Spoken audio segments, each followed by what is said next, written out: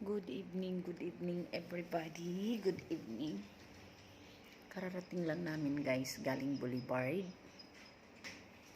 Nilibre kami ni Tading ng hapunan. Pero naawa ako. Naghati kami kasi kawawa naman oh.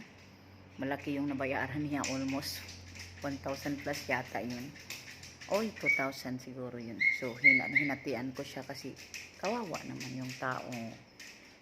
Forget naglilibre siya sa akin. So, nag-share na lang naman ako ng 1,000 din.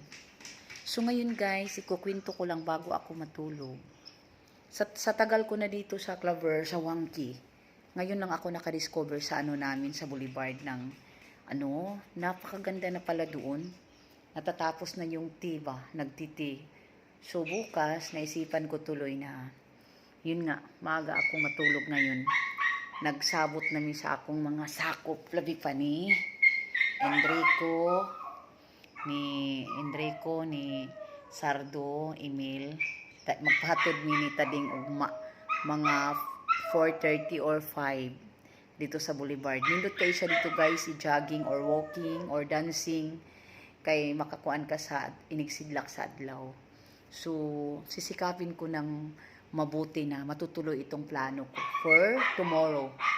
Jogging. So, yun lang guys. Talking for tonight before matulog. Good night everybody.